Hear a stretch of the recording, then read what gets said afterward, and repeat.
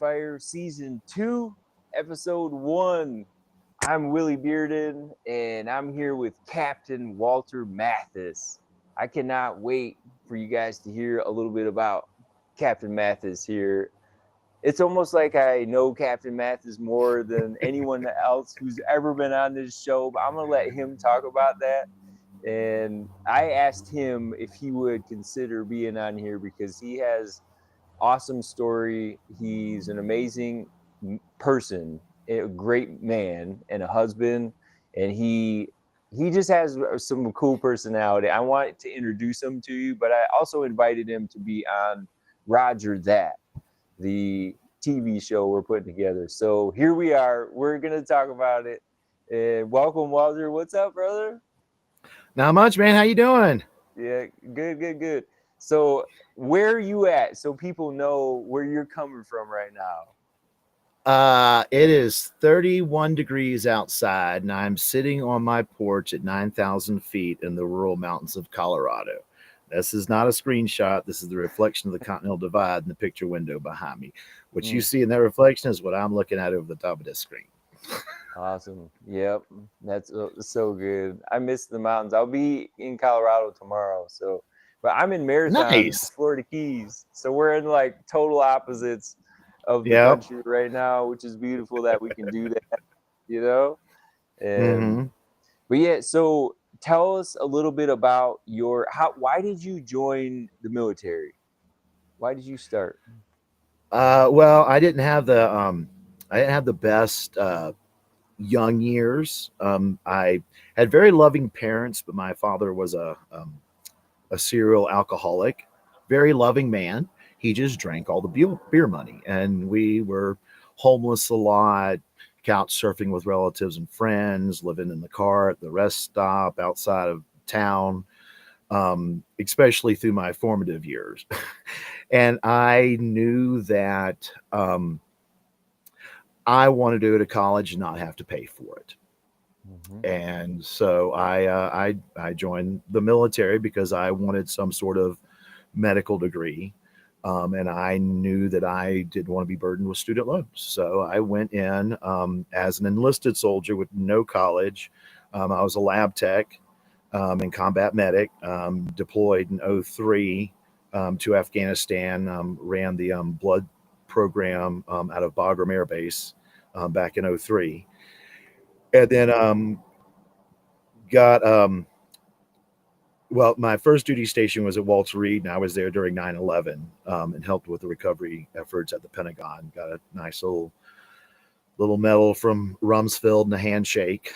And then I applied to PA school and got into the military's IPAP program, the Inter-Service Physician Assistant program, which got me a bachelor's and a master's degree and a license to practice medicine. And so I was a battalion, brigade, and then division level PA with 4th ID and then 3rd ID for my 2 subsequent deployments to Afghanistan. So I got a medical degree and no student loans. And got the government to pay me and house me while I got those degrees. And then I got to travel the world on their dime.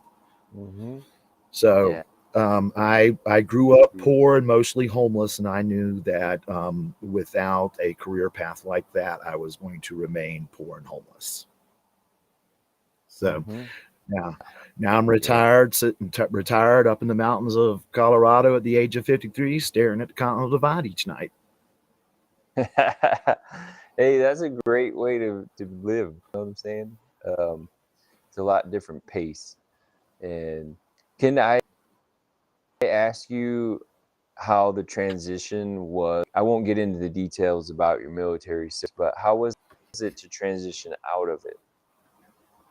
Well, I appreciate you not wanting to mention it because I know you know my history, but I feel like it's something that does need to be talked about because my transition wasn't the same as everybody else's. I had some injuries midway through my career and ended up becoming a functional Percocet addict. And on my last deployment, I got in trouble for it. So I was forcibly retired just shy of 21 years. And I didn't have a skill bridge. I lost my medical license. I lost my family. My wife divorced me. I lost my retirement. Um, and and there were no checks and balances. They were throwing hundreds of pills at me a month. And then when I went to deploy with their ID, nobody scrubbed me Mm-hmm. at the medical check. The guy who was my brigade surgeon at the time was my roommate in Afghanistan, and he just checked the boxes without actually looking at my medical record. Never should have been deployed. Mm. But I wanted to deploy, so I tried really hard. And when I didn't have any options when I got out, so it was really, really hard for me. I was homeless for a bit, went through a number of years of bad alcoholism, couple of times tried to take that final leap, chickened out. Um, Yeah. but I needed a change of pace. So I mean, I lost my military career and my medical career on my last deployment because of an addiction. And Mm. I mean, it got me clean really quick. It's been, gosh, 13, 14 years I've been clean. Mm-hmm. Um, and I went back home when I got out, and I had no options there. I tried to mend things with my family, and that didn't work.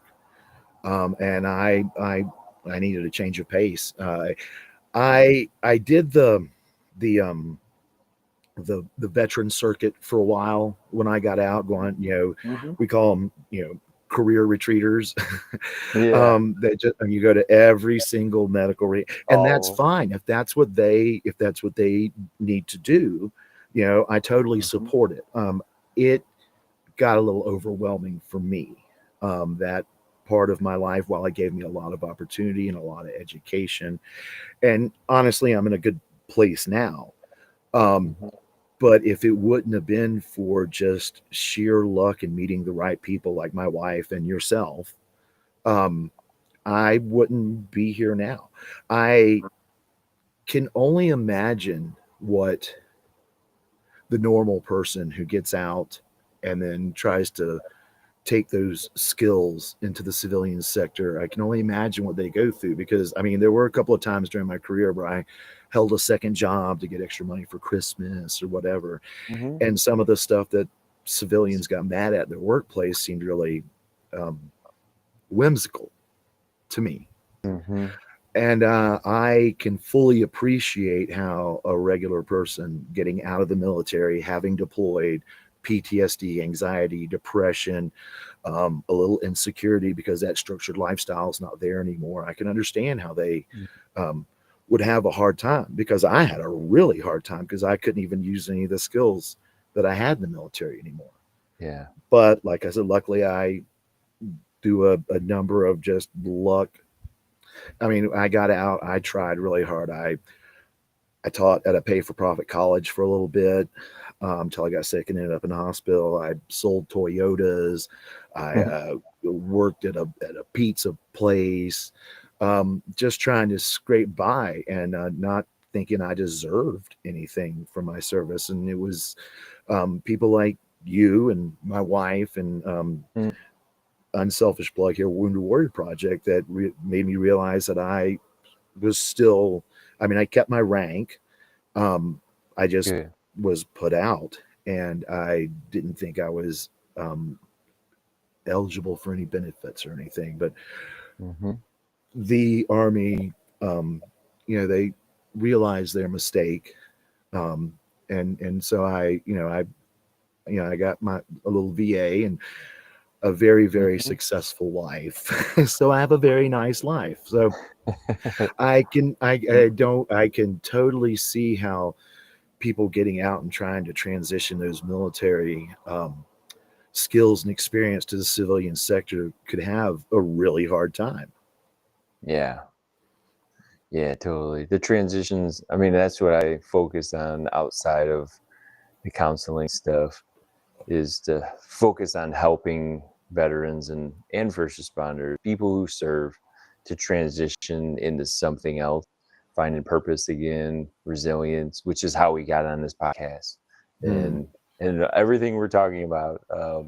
And I mean, so backing up, so your experience in the military actually informed one of the roles that I got on a movie, and I was able to actually write out a monologue. I don't know how it turned out because I haven't seen it, but just that, veteran voices need to be heard, in my opinion, and I know you believe that. But is there something that you would tell somebody getting ready to transition out, now that you know what you know and you've been past the initial shock of like, hey, you're getting, and here you are? What would you say to somebody in that transition, just getting ready for it? The bad stuff doesn't get easier, it just gets farther away. And if you can find something that gives you a purpose and a reason every day that you enjoy, that you find meaningful, it makes the transition a lot easier. If you hated your job in the military, don't get the same freaking job when you get out. Yeah. You know what I mean? Yeah. Because at least one of the things about the military, I mean, I grew up, homeless with parents who weren't doing a whole lot. And the military gave me a sense of structure I'd never had in my life. And if you were ever in doubt, there is a regulation for everything. And if you can find it in black and white and back up why you did something with the Army regulations, then you're in the clear. And the civilian sector is not quite that black and white. I mean, my middle deployment, I came across a book. When you're in Afghanistan and you're on one of the FOBs or in Kandahar or in Bagram or any place, you'll find rando table with books that people have donated or they've sent, and people leave them when they go back home, and they're just free to take. There's all over the place. It's like there's a little book libraries you see in front of people's houses in the suburbs, except it's a dusty table in the middle of the desert. And I found a book called 3 Felonies a Day, written by a Harvard law professor, about the legislative nature of the American judicial system. And it's scary. In the Army, everything had a regulation. You knew exactly where you stood and if you were doing right or wrong, because it's in black and white. And it's not the same on the civilian side. I mean, there's different codes and every laws and regulations, city, county, parish, state. And it's, I stay home a lot because I don't want to risk getting in trouble for anything. I got in trouble in the Army, and it took large parts of myself and my identity when I did. And I don't want to repeat offense. I'm in a really good place in my life. I'm not practicing medicine anymore or anything, but I don't have to. And my life is a lot more stress-free because of it. So I would just, find something that gives you meaning when you get out. I heard something a long time ago. The meaning of life is a life of meaning. So, and I forget who it was that said way back when, if you find something you love, you'll never work a day in your life. Those two quotes go hand in hand. So when you're getting out, take all that discipline and training and experience and funnel it into something that you enjoy doing for the rest of your life. Yeah. So, cool. I mean, I sit on my porch and ponder philosophical existential questions and snowboard 3 days a week. So, I found things I enjoy. And you also build a ramp. I've seen your ramp a few years now. Like, I don't know if you're gonna do that this year. I don't know if snow yet. Snowpack is really dismal this year. I mean, I can still see the dirt in my driveway, and normally I haven't seen the dirt in my driveway since about the second week in December. So I don't know if we'll build the birthday ski jump ramp in the driveway this year.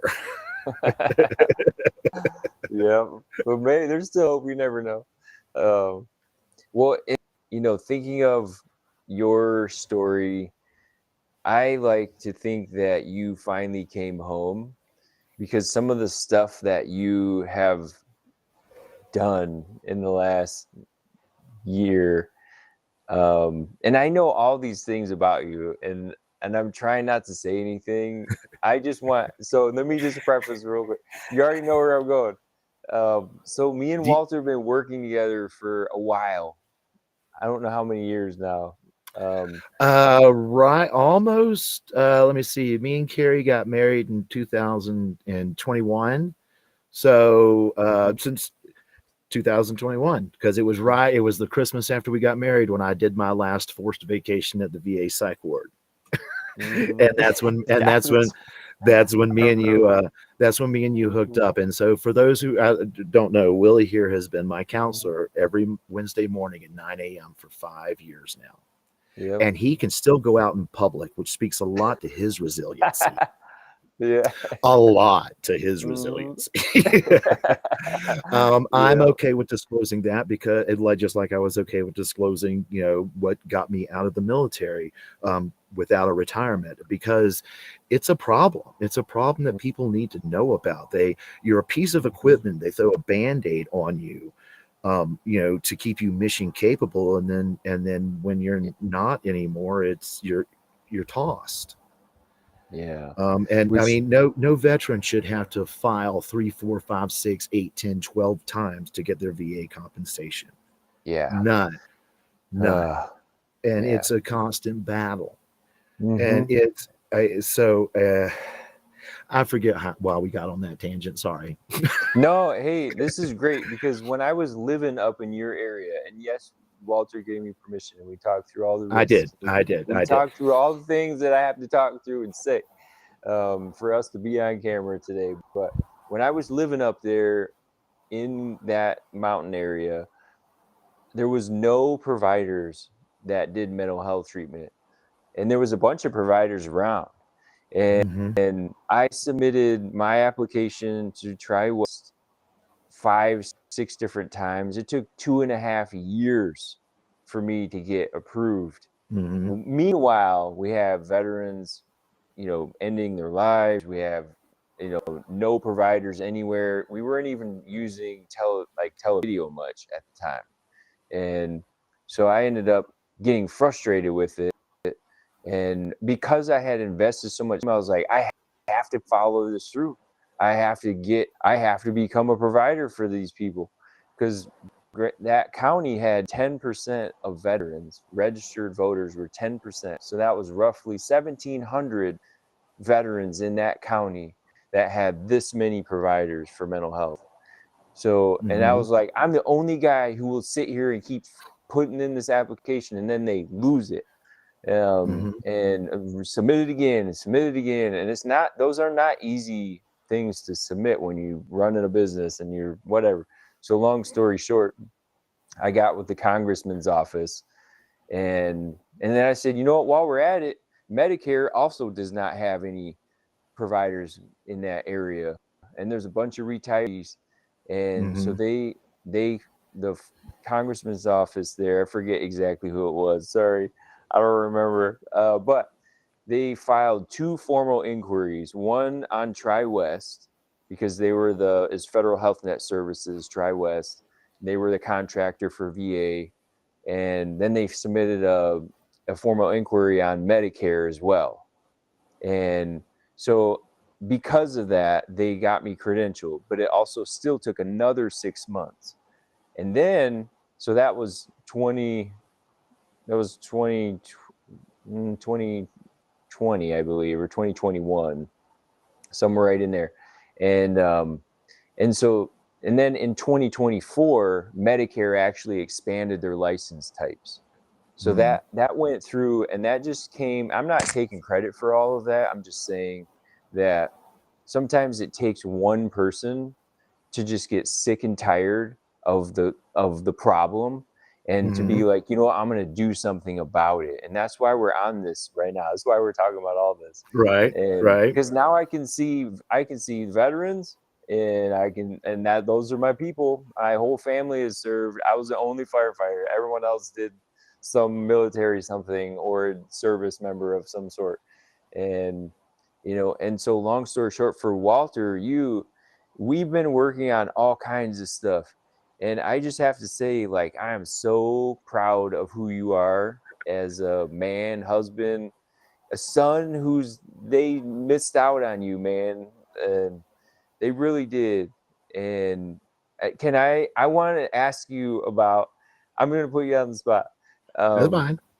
So talk about some of the jobs that you experimented since you've been up there in the mountains trying to find your way. Oh, well, when I first moved up here, so I came up here to volunteer at a veterans retreat, teach a couple classes on PTSD, addiction in the military, things like that, and met my current wife. She was working for the nonprofit.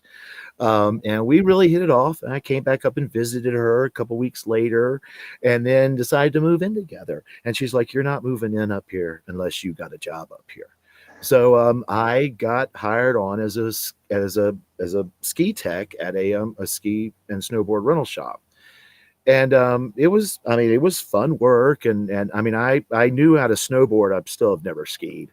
But I worked there for a winter, and then ended up working as a security and daytime like lifty at the resort for mountain biking season. So I did, like, with the lifty, take the mountain bikes up the mountain in the day, and then I would be the security for weddings and special events and stuff. People book out the resort during the summer. And went back to the ski shop after that and ended up working there another 5 years. I was older than the normal ski bum that's up here for the season, working just so they can get a ski pass. And I was a local, and I had a work ethic. Not to mention I run a number of medical facilities on different continents for a good majority of my career. And I went from being a ski tech to the operations manager for the company. Now the company had like 33 people, over 3 locations. It's not saying anything big, but I did that for a number of years. And it finally put me in the hospital because another reason I don't practice medicine, I don't have a whole lot of executive functioning left, which personally when you've emailed me or texted me things and I don't respond in a timely manner.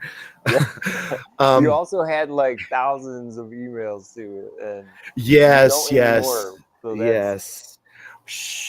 We won't talk about that. So I did that for a while.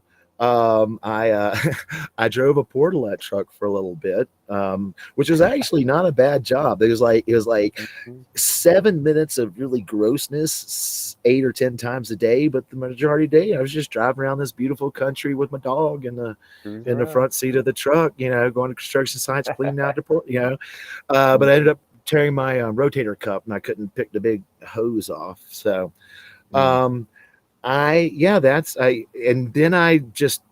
haven't found my passion or purpose. So I've done a couple other things. I did some stand-up comedy not too long ago at a fundraiser for a local who is in cancer treatments and doesn't have insurance. So the community, we were raising money, and I did a little 5-minute stand-up comedy routine. I came in second behind the girl who chugged the whole bottle of tequila. And she was working. She was the bartender that night. Oh wow! And then a couple weeks ago, I went and started getting trained at the local community radio station to do some DJing. And I did 10 or 15 minutes the first night, and I had a group of us there training. So I really enjoy getting up in front of people and making them laugh. A lot of the things in my head aren't very laughable. So there's a line, there's a gray area. And I did, just a little over 20 years in the military, 3 deployments. I'm actually surprised my filter for the length of this this show at the moment has been intact as well as it has. Both of us, man. Yeah, I'm usually the one that messes up. Good job. But also, my mother-in-law may watch this, so you know. Yeah, it's true. We gotta keep it cool. Yeah. So I've come up with a lot of theories about a lot of things in life that I would like to expound on people. But I've watched the Undercover Dumpster Fire, before, and those people in there are doing great things for the other veterans and first responders in their communities. They're all like, one lady wrote a couple books, and then I saw the interview with the police detective lady, and some of your and they're all doing things. The one gentleman, I saw one video, and he had all his awards on the wall behind him and everything, and he got a poker table for people to come over, and he's taking people out to dinner, and he's talking to them, and I applaud that. I can't do that in that forum.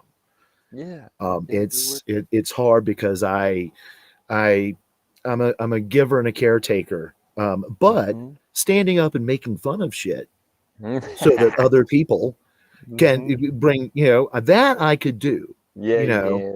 So I mean, I've done a lot of. I mean, I was part of one of the largest training accidents in Army history at Fort Gordon. 22 people struck by lightning in one night.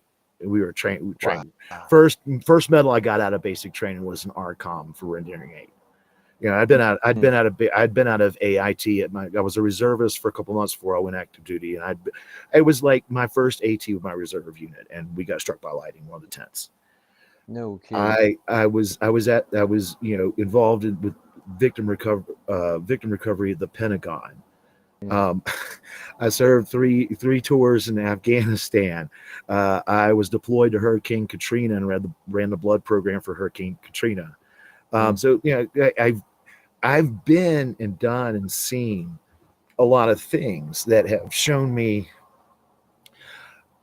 it have shaped a lot of my understanding of life nowadays. And I'd really like to impart some of those theories on others, but I'm not a counselor. I will hug somebody and take them out for a beer, but I applaud what you do, because I don't know how you listen to me an hour a week for all these years, man. I mean, do you go hang out in the newborn unit at the hospital to balance that out a little bit, like they make the oncology nurses do, but I'll be 53 in a couple of weeks, and I'm snowboarding and sitting on my porch thinking about existential things, and I'd really love to sit around with people who think about those same things and discuss those ideas, like the ancient Greek philosophers would sit around eating grapes talking about existential questions. And I feel like a lot of the things I've done and places I've been and my unique perspective, being a homeless person and then being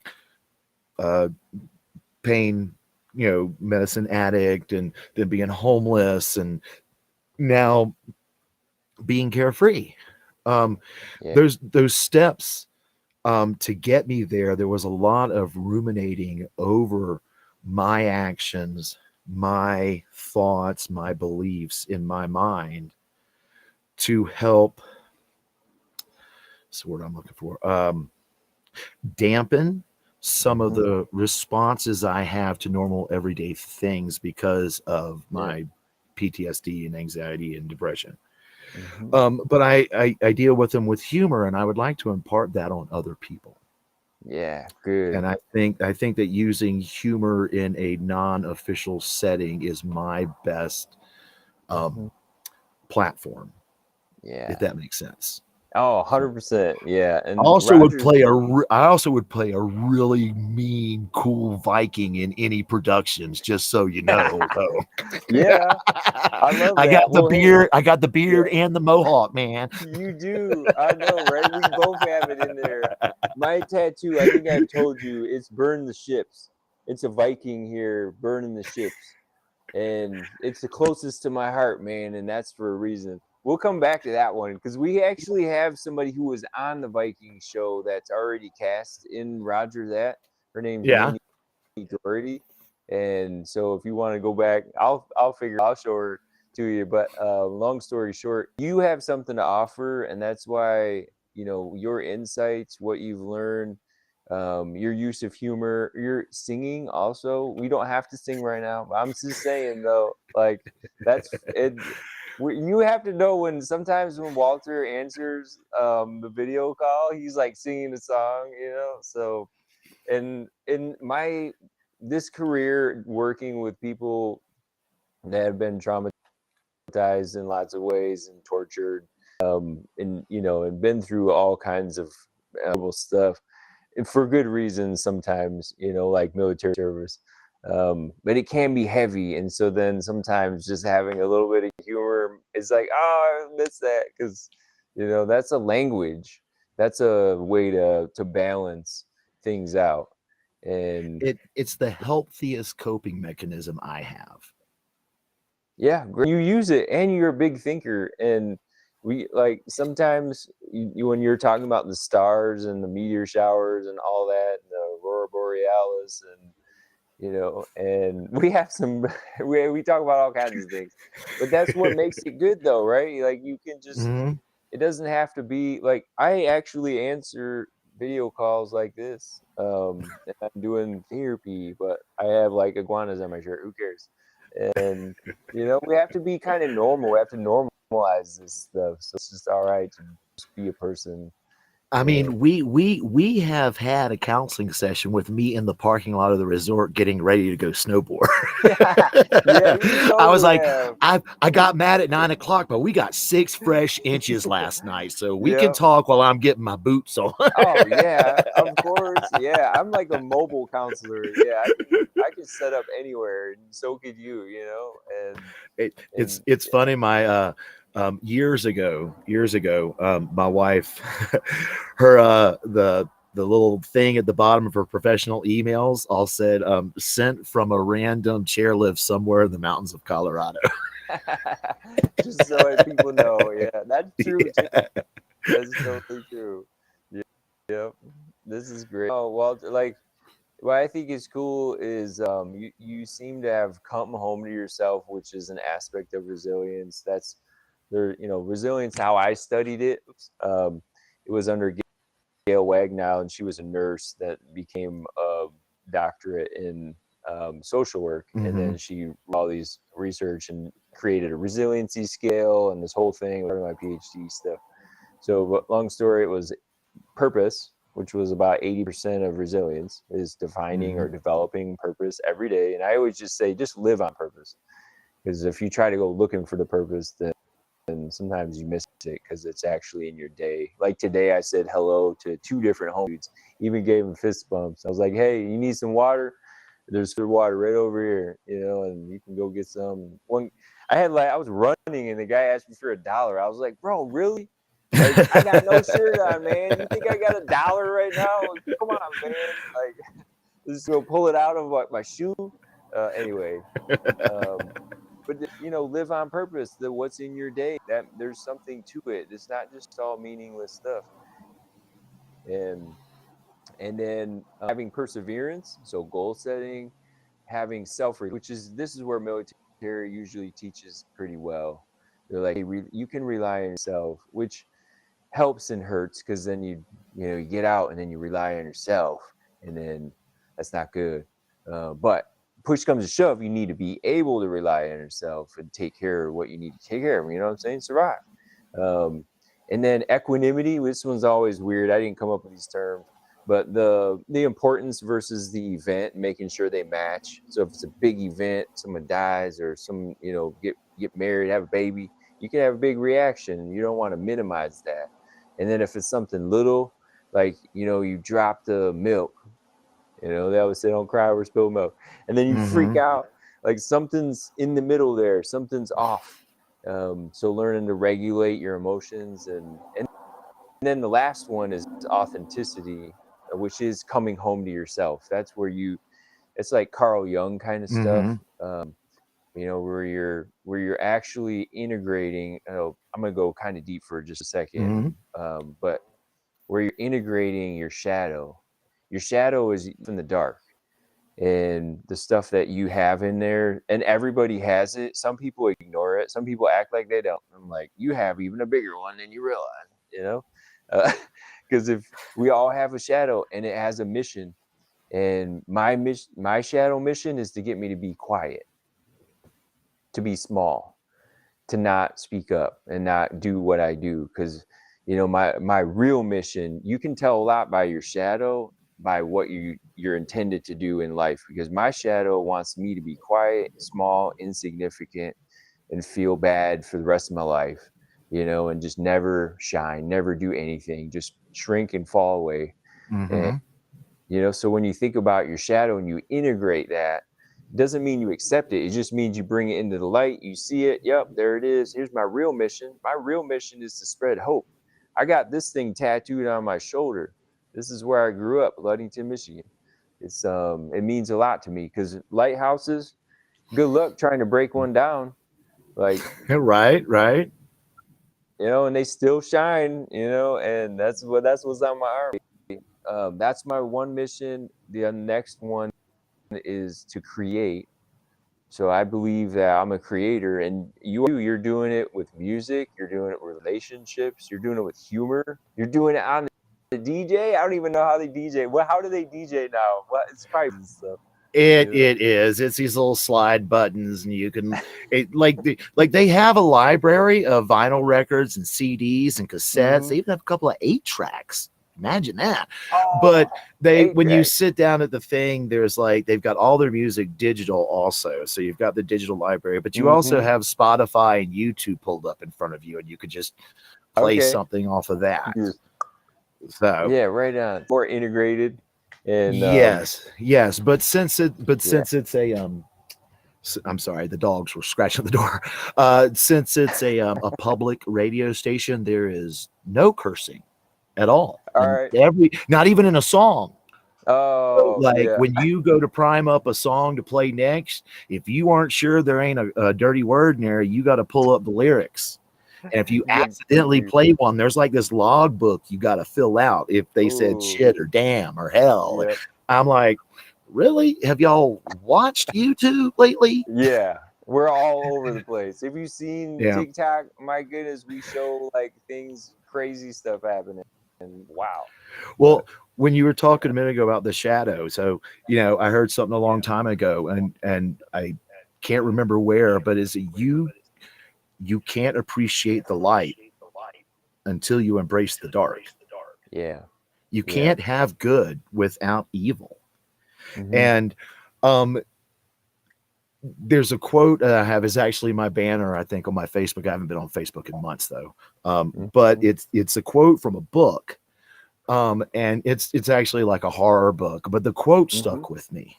And it said, confront your demons, then use their corpses as fuel to light your way. And I actually have that tattooed on the inside of my right forearm, so I can read it every morning when I get up. And when I start being upset about the mistakes I've made in my life and the paths I come, I think, well, how can I turn that into something positive? Well, let me make jokes about it, and maybe people will laugh and bring attention to it. Yeah. So that's kind of, you know, I talk about a lot of things from my past that maybe others wouldn't, and there's other things that I don't talk about, but I make fun of all of it, because if I don't, it'll eat me alive. Yeah, there you go. Yeah, we gotta love that. So I embrace it and then laugh at it. Gives it a little less credibility in my psyche. Yeah, that's awesome. Well, my printer's going off over here in the background, but so my ADHD's going off, man. But here's what I want to say is, what I'm realizing too is there's some core things that we can adopt as a to live on purpose. And I think in the recent light of all of the Charlie Kirk and I didn't even know who that guy was, to be clear. Like, I don't follow politics at all. I vote, but I don't get into the specifics. I do now, but I would just say that when you go through these adverse times, you can come away with, insights that you wouldn't have otherwise. And mine was to simply love people and also love me. Because one of the things I know, and I'm going to put you on the spot again, we're the same in this. We would love basically anybody, and up to a point, right? Like there's some people that are harder than others to love, but you would give your shirt off your back. And I know you, I know that about you. And so would I. Any, you need something, you got it. And then what the hardest thing to do is actually receive that, or turn that to love me, to love you, you to love you, you know, and give yourself that chance to heal. And you have. And that's why I wanted you on this podcast. You're not an undercover dumpster fire. You were. You used to be. I was too. I don't know. There might still be some dumpster embers burning in there, but we keep them dampened down a little bit. So yeah. I mean, and you know, on top of everything else, I lost one of my twins at the age of 16, and that is another. I live for him. You know what I mean? His life didn't go the way that it should have. And I look forward to going and having lunch at his grave a couple times a year when I make my trips back to Florida. But that I turned, that breaks a lot of parents. Yeah. It really does. And I had to turn that around to something positive. And I really feel like, and I give you tons of credit for this, because I wouldn't be here today if it wasn't for you being in my life, Willie. Hey. You talking to you, and you embracing it, not forgetting it, but trying to make some sort of positive out of it. So if nothing else, when I have those dark days, I'm living for Hunter. Yeah. That's cool. So you got to turn the bat around. You always tell me when I was having trouble, getting my initiation at the beginning of my days and stuff, and you're like, don't say I gotta go split wood. Say I get to go split wood. I did. Yeah. You did. And I may not be as flamboyant about it when I do it, but I do take those nuggets you give me, and I do. I apply them. I take the corpse and then burn it to light my way. I love that. See, you get to make it your own too, which is cool. I mean, I always say we got a thumbprint and they're all different. I got a twin brother too. His thumbprint's different, and he's got his thing. I'm doing my thing.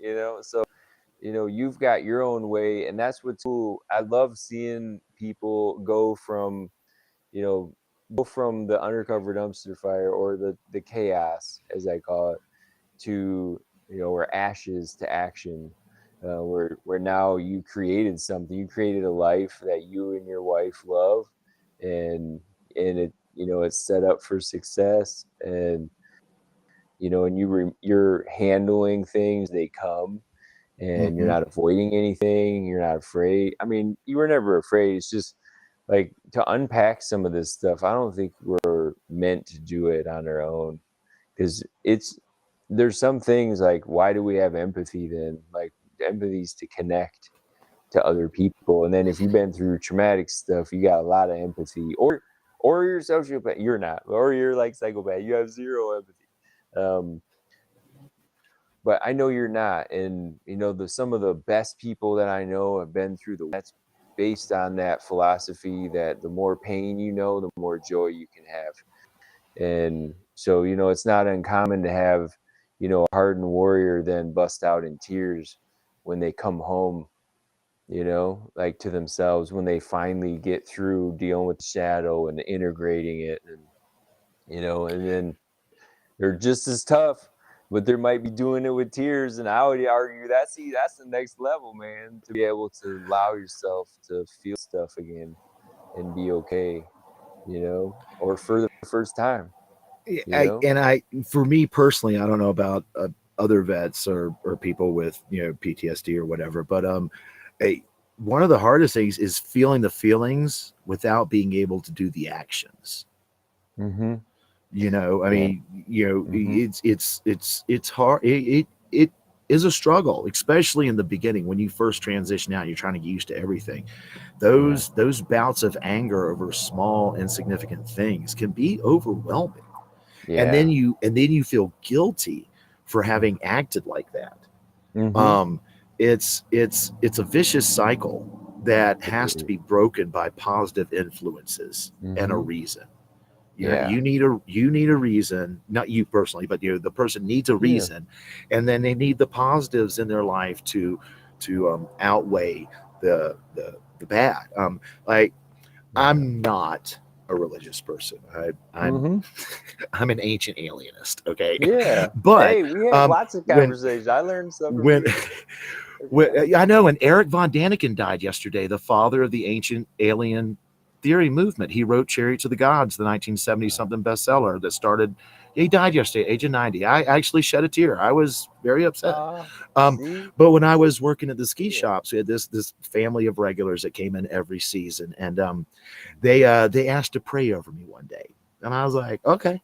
They were standing in the middle of the shop, and the whole family gathered around, laid their hands on my shoulders, and said a little prayer, and then thanked me and dropped their tip in the jar, and they left with their skis and had a great time. And the other employees were like, "Well, okay, we don't understand. You're not religious, but you just let these people pray over you." And I said, "Yes, because they offered me a 100% positive interaction with no expectation of reciprocity." I probably didn't say that right. I said, Mhm. regardless if I believe what they believe, they offered me a positive interaction. And I don't care who you look to, that's gold in the bank. Yeah. That's cool. And especially with no expectation of reciprocity. You know what I'm saying? Yeah. They wanted just to make a gesture towards me that showed they cared and was Mhm. positive. I'll take that any day of the week and twice on Yeah. Sundays. Very good. Yep. So See, there's a lot. it's the Hmm. outlook. Look at the grain of good. Look at the grain of good or the seed of good and try to make that grow. Don't kick the mud and dirt around and complain. Make Hmm. something good grow out of it. Yeah, exactly. Fertilizer, man. It's either Exactly. four-letter word because I'm not trying to swear right now, or it's fertilizer, and Right. Mm-hmm. either which way you look at it. And no, I think we recycle stuff, and things come full circle. When you come home to yourself, you realize shadow, that shadow actually is your superpower, which can be so wild. Like how things come full circle for people. Mm-hmm. And we don't have time to get in to unpack that, but I would just say I've seen that over and over. I saw it today. I worked with a special operation guy. I've seen him. He's in the flow state. Like he's living large right now, and he needs to, and so do you. And that's what I say for veterans is like you deserve to come home. And I'm not blaming anybody, but like I am a pit bull, and I will latch on and will not let go of stuff. And veterans is one of them. It's my family, you know and first responders, and that's why we're doing this TV show. That's why we're even on this talk right now. Well, I And mean, I look back on everything and I'm like, you know what? The old saying is true. The worst, best times and the best, worst times of my life. But without without my time in the military, I never would have gotten training on all those really cool guns the civilians don't get to play with. right, I wouldn't have gotten them. I totally. wouldn't have gotten a medical degree. I wouldn't have gotten the joy of delivering all the babies I delivered when I was doing my labor deck rotations. I That's would cool. never have seen Turkey or Romania or Afghanistan or Japan or Korea or any of the places that Hmm. I've been. I never would have seen those without the military. True.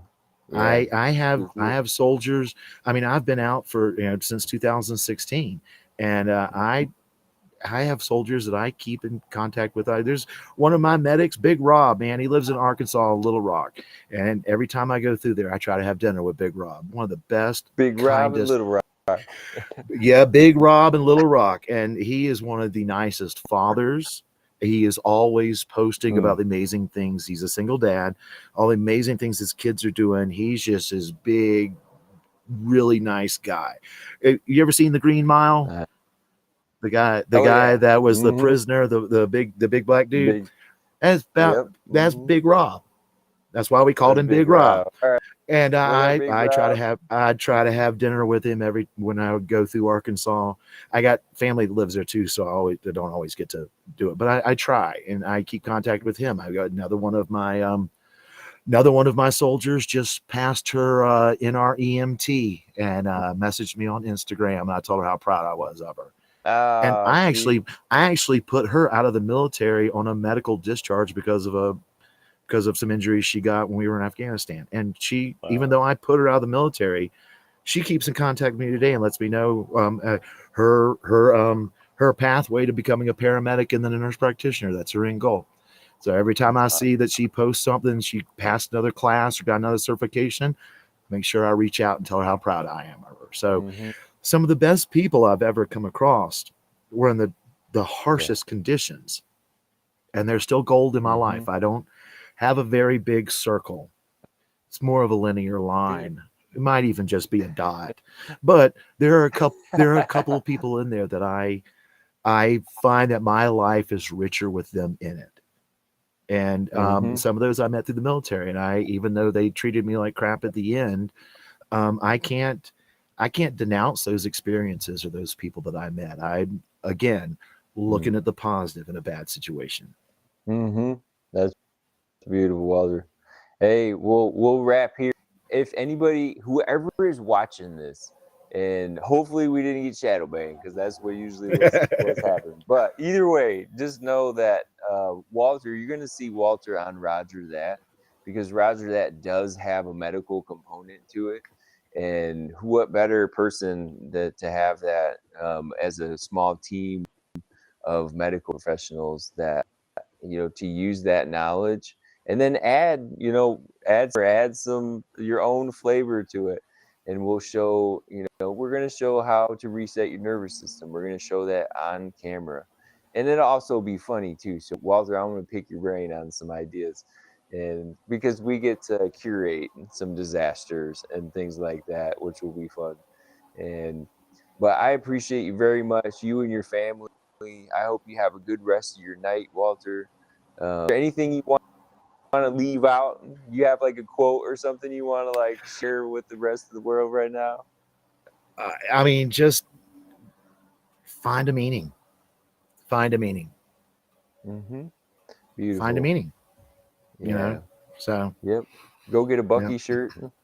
right. Yeah, Bucky's. Yep. That's good, bro. All right. Well, since I'm here and people might see this, just so he's not forgotten, I just want to give a shout out to Chaplain Dale Getz. He took my spot on that convoy of that day, and I wouldn't be here without him. So let's not ever forget his name, Chaplain Dale Getz. Thank you, Chaplain sir. Dale. Yeah, thank you, Chaplain. Appreciate you. Hopefully, you're looking down and having your seat, Walter, right now. And you're smiling. We hope that for you and your family.